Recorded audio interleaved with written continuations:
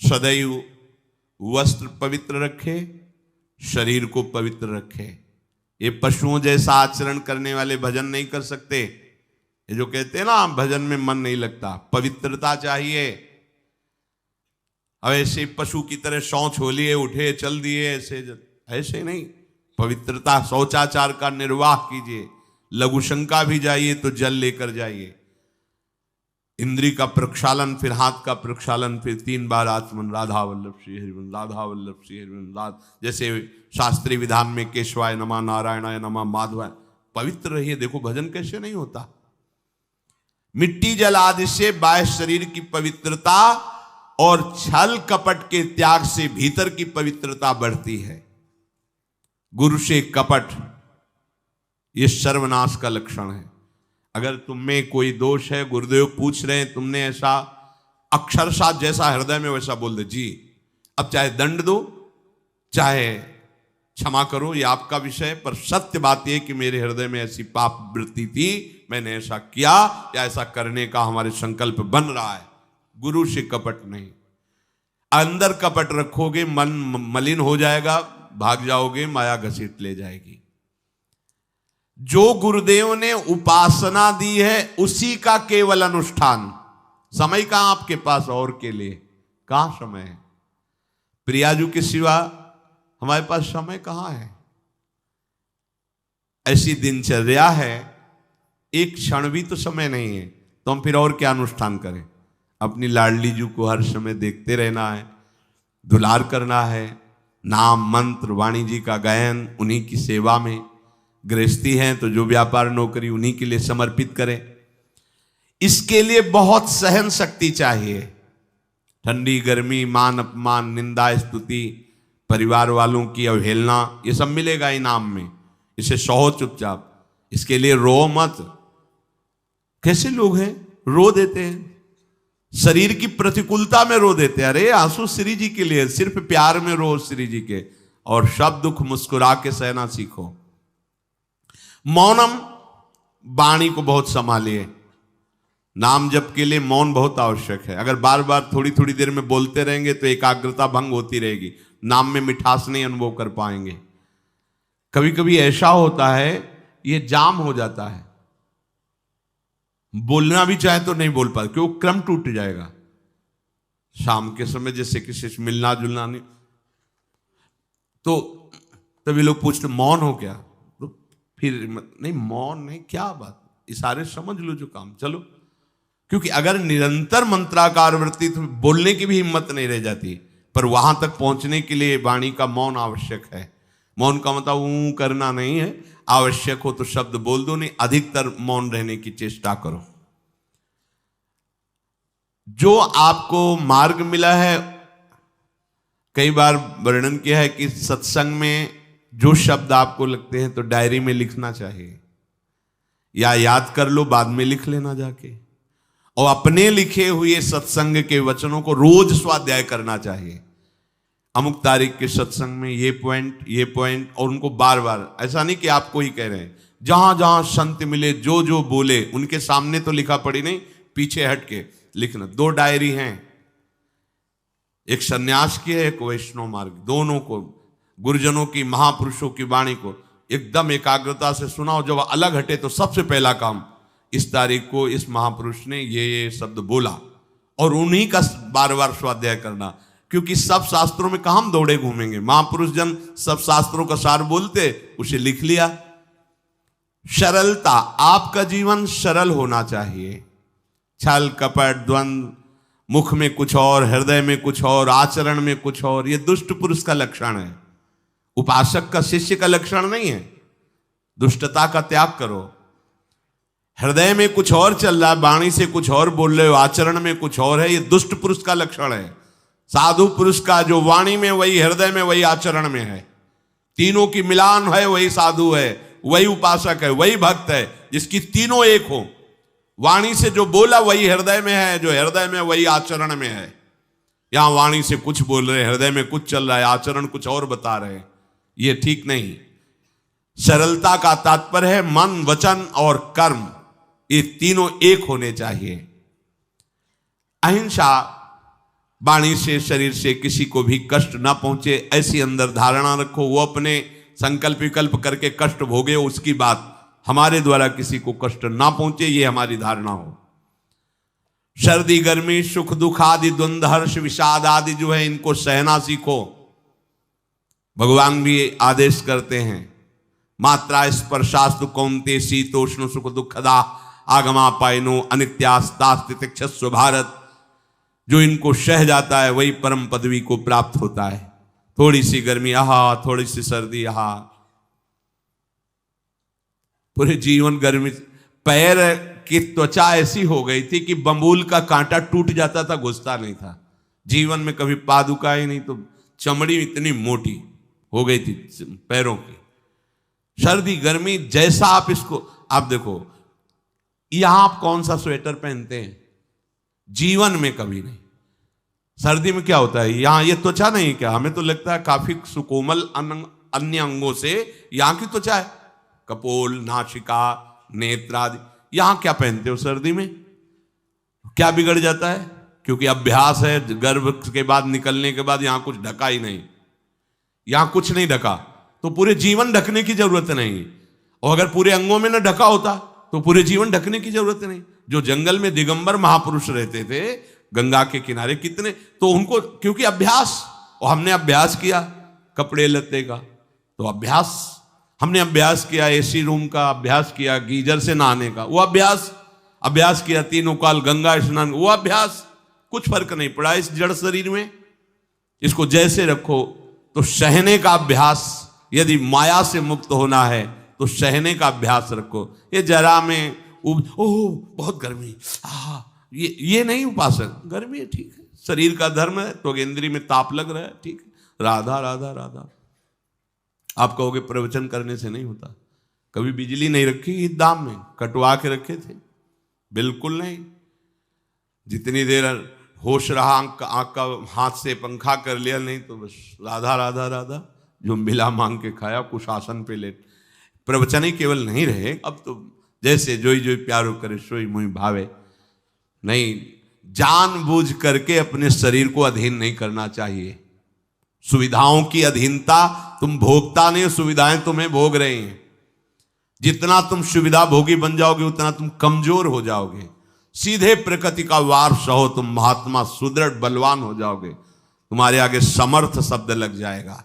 जो प्रकृति के और विकारों के वेगों को सीधे सहता है उसे महात्मा कहते हैं। समहात्मा सुदुर्लभा यम ही न व्यत्यंते पुरुषम पुरुषर्षभ सुख दुख समा। जिसका सुख दुख समान भाव, किसी भी वेग की व्यथा से हृदय व्याकुल नहीं होता, वो भगवान को प्राप्त करने का अधिकार प्राप्त कर लेता है। इसलिए सहनशीलता। सर्वत्रात्मनेश्वरान वीक्षाम कैवल्य मनिकेतताम विवक्त चीर वसनम संतोषम एन केनचित। ये ध्यान रखो कि तुम कभी प्रभु से अलग नहीं हो। सर्वत्र भगवान हैं तो यहां भी हैं, सब समय में हैं तो इस समय में भी हैं, सब में हैं तो हम में भी हैं, सबके हैं तो हमारे भी हैं। हम कभी भी प्रभु से बिलग नहीं हूं। एकांत सेवन तुम्हारा स्वभाव बन जाना चाहिए। चाहे जो हो, थोड़े समय के लिए तो एकांत बैठो। एकांत मिला तो मोबाइल का संग कर लिया, एकांत मिला तो मित्र बना लिए, बैठ के प्रपंच वार्ता कर रहे हो। नहीं, अगर भगवत प्राप्ति करनी, माया मुक्त होना है तो एकांत एकांत ही होना चाहिए। भले 100 लोग हैं, हमारा किसी से कोई संबंध नहीं, और हम बैठे हैं अपने आराध्य देव के चिंतन में, हम एकांत हैं। और गुफा में बैठे हैं, शरीर एकांत है, मन से चिंतन संसार का हो रहा है, प्रपंच में है, एकांत में नहीं है। एकांत शब्द का अर्थ समझना चाहिए। हम एकांत को सीधे गुफा या कहीं एकांत, ऐसे एकांत का अर्थ है एक के सिवा दूसरा कोई नहीं, अर्थात एकमात्र भगवत चिंतन में डूबा हुआ उपासक। बाजार में बैठा हुआ भी एकांत है, सभा में बैठा हुआ एकांत है, और प्रपंच का चिंतन करने वाला बंद कमरे में भी प्रपंची है, गुफा में भी प्रपंची है।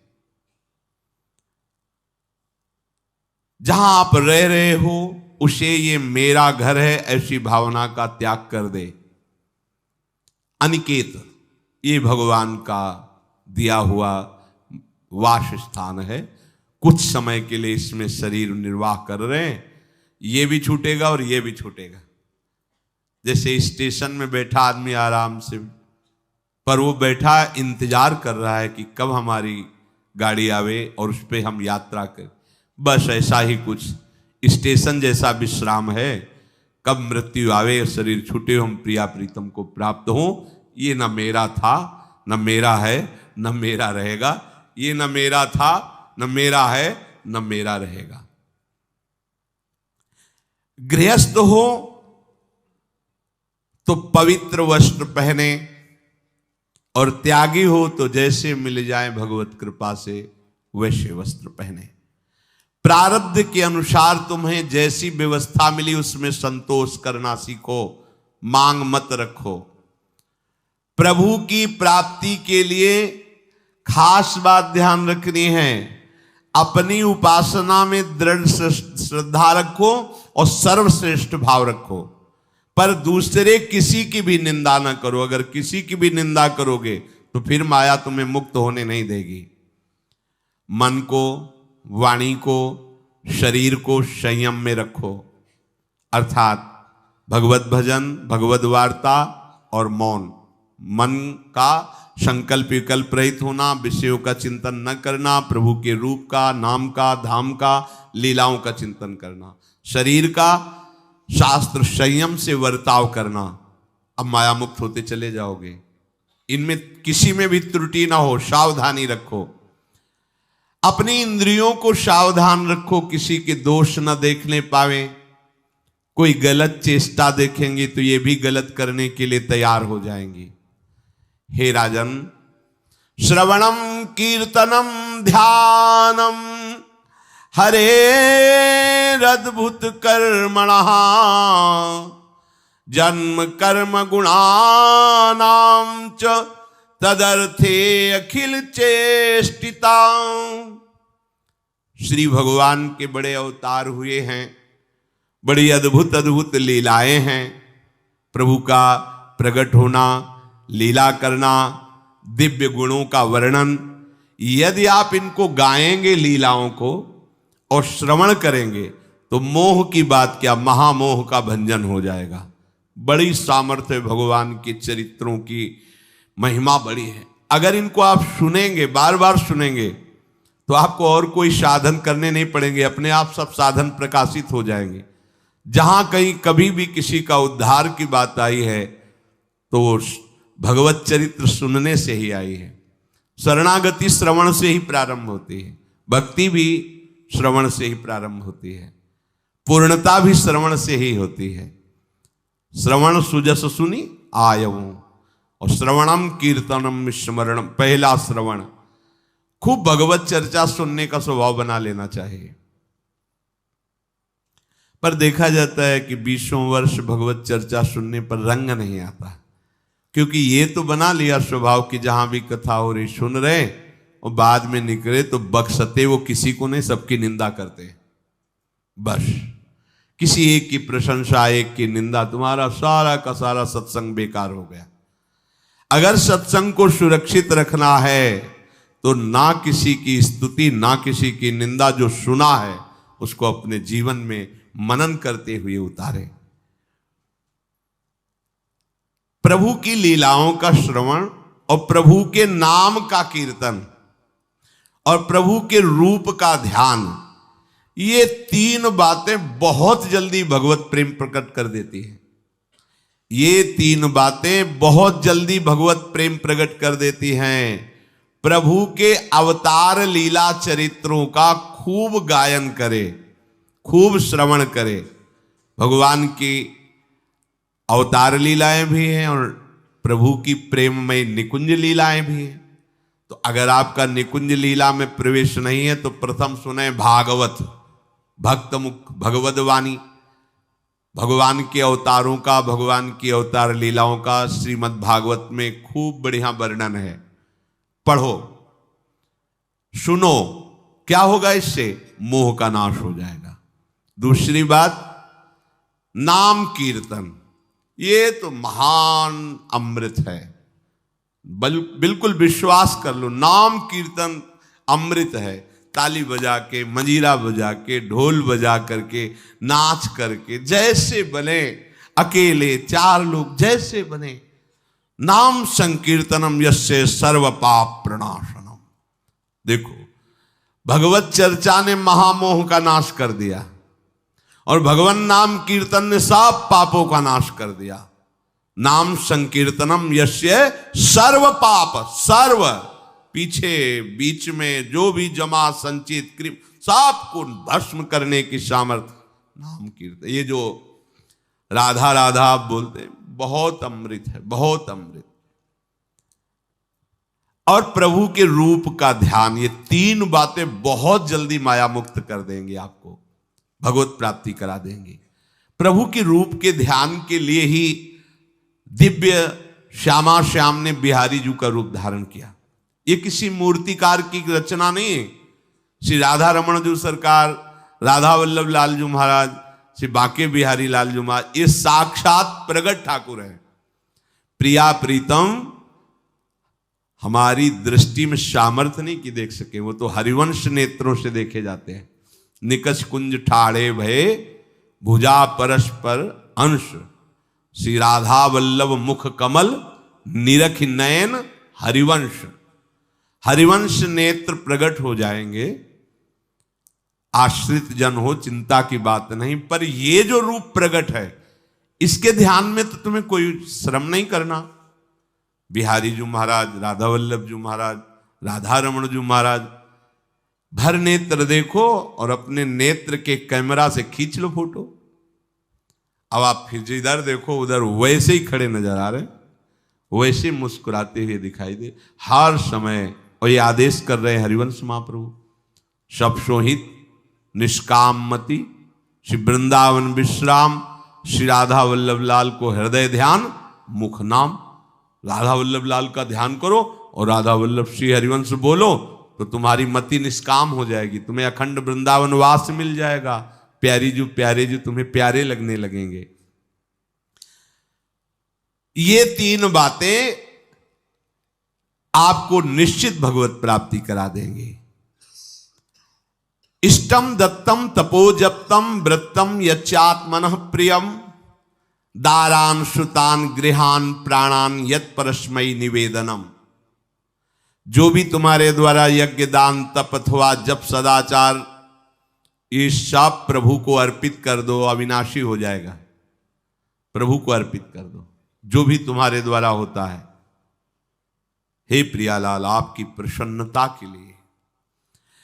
फिर दोबारा कह रहे हैं, स्त्री पुत्र घर जीवन और अपने प्राणों का मोह त्याग करके, प्राणों का मोह त्याग कर। यहां पूरा समाज वैसे ही सब बैठा है हृदय में। देखो, जिस मार्ग में चलना उसे समझो। अंदर से केवल प्रिया प्रीतम में ही हमारी अहमता ममता होनी चाहिए। प्रभु सच्चिदानंद श्री कृष्ण चंद्र जी को अपना प्राण प्रीतम मानने के लिए ये जितनी जगह आप अपनापन किए हैं समेटना पड़ेगा। सबकी ममता ताग बटोरी, मम पद मन ही बांध बर डोरी। लाडली लाल के लाडले तो कोई बिरले दिखाई देते हैं, प्रिया प्रीतम के जन तो कोई बिरले दिखाई देते हैं। नहीं धन बल, परिवार बल, बुद्धि बल वही घसल करके चले जाते हैं। अरे यहां तप बल भी काम नहीं करता, और बल तो जाने दो। यहां हारे को हरे नाम, हार गए, गले पड़ गए। गले पड़ जाओ, बढ़िया, इसी जन्म में कल्याण हो जाएगा। गले पड़ जाने का मतलब, जैसे कोई गले पड़ रहा हो तो उसका मतलब समझते हो, मारो पीटो गाली दो भगाओ। नहीं भागे, वो गले पड़ गए। बोले आप क्या करें, गले ही पड़ गए, आप क्या करें।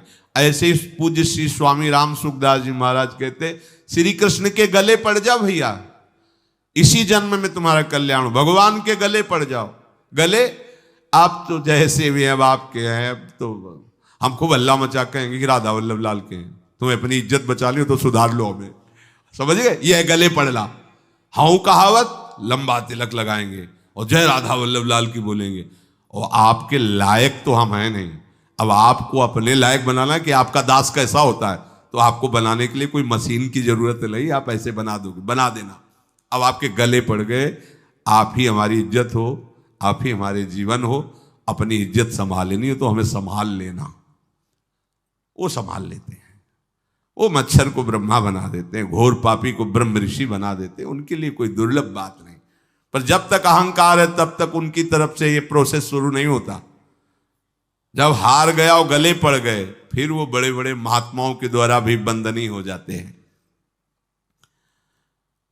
यदि इसी जन्म में भगवत प्राप्ति करनी है तो ये काम तो आपको बड़ी जल्दी कर लेना है। जहां जहां हमारी ममता है उसे प्रभु के चरणों में लगानी ही पड़ेगी। चूक करोगे, वही ममता की डोर मन को घसीट लेगी और अब अगले जन्म का विधान बना देगी। यदि आपको इसी जन्म में भगवत प्राप्ति करनी है तो सबकी ममता ताग बटोरी, मम पद मन ही बांध बर डोरी। एवं कृष्णात्मनाथेषु मनुष्येषु च सौहृदम परिचर्याम चोभयत्र महत्सु नृषु साधुषु। और ये सब सहजता पूर्वक तब हो जाएगा जब किसी संत महापुरुष का आश्रय ले लोगे। जिन संत महापुरुषों ने अपने समर्पण के प्रभाव से, भजन के प्रभाव से सच्चिदानंद भगवान श्री कृष्ण को अपनी आत्मा के रूप में साक्षात्कार कर लिया है, यदि उनसे प्रेम हो जाए, संतों से प्रेम होना संतों से बड़ा कठिन है।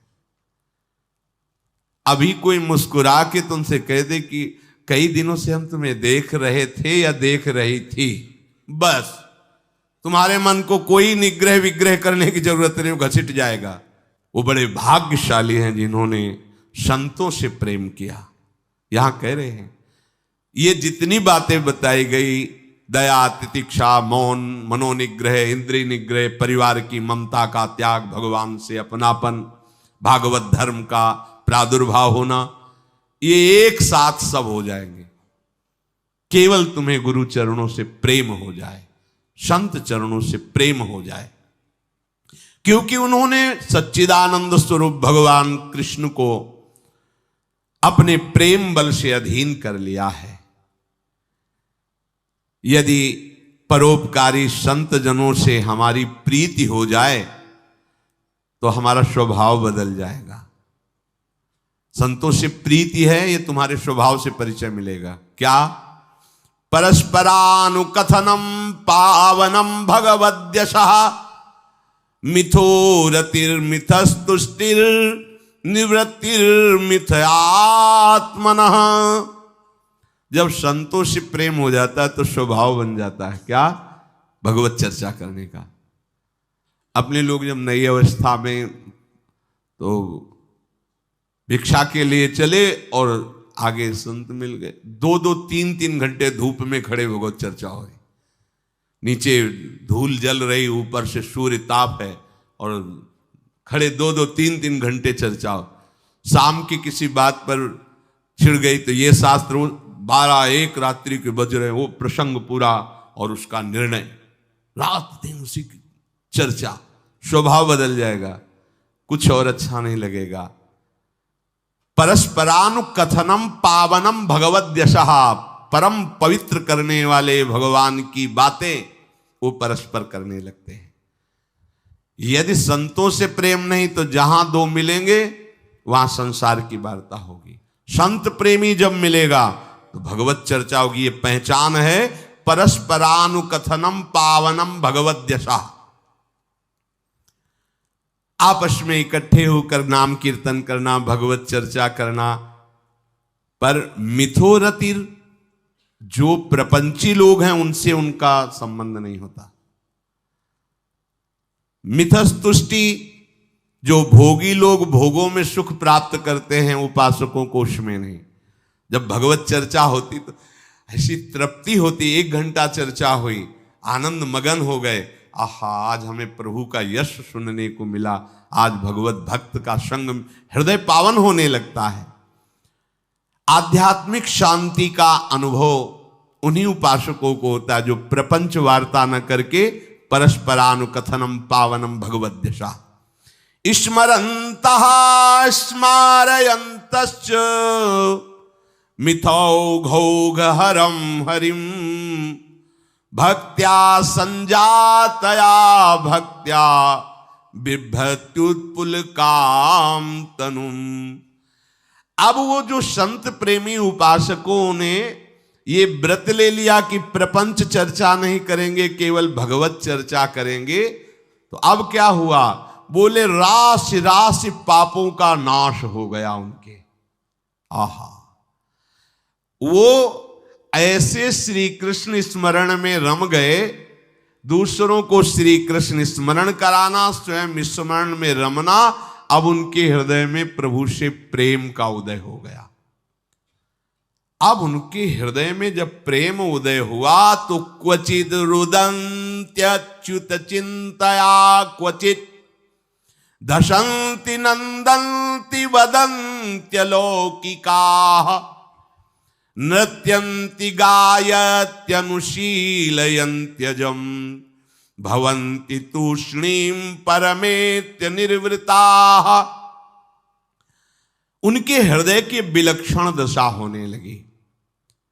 वो कभी ऐसी घोर चिंता में डूब गए कि इतना समय हो गया, अभी प्रियाजू का दर्शन नहीं हुआ, प्रियाजू हमसे बात नहीं किए। चिल्ला चिल्ला के रोना शुरू, शुद्ध नहीं मैं कौन हूं, कहां बैठा हूं, ऐसे ये प्रेम उदय हुआ। अब वो चिल्ला चिल्ला के रोना शुरू कर दी। हाय मैं किसके पास जाऊं, किससे पूछूं, कौन मुझे प्रियालाल से मिलाए, बस तड़पना शुरू। सोचते सोचते ऐसा रोना, बेशुद्ध स्थिति। उसी में देखते हैं अरे प्रियालाल तो गलबैया दिए हुए जा रहे हैं। बस ऐसा स्फुरण हुआ कि वो आनंद मगन हो गए, एकदम मन प्रसन्न, तन प्रसन्न। अभी शोकित थे, अभी आनंदित हो गए। और वो इतने आनंद मगन हुए कि लोकातीत होकर बात करने लगे प्रिया जी से। कोई है नहीं सामने, दिखाई नहीं दे रहा अन्य को, लेकिन उनके सामने प्रियालाल उनसे बात कर रहे हैं। सुना सुना करके सुंदर सुंदर पदों का गायन कर रहे हैं, राग आलाप रहे हैं।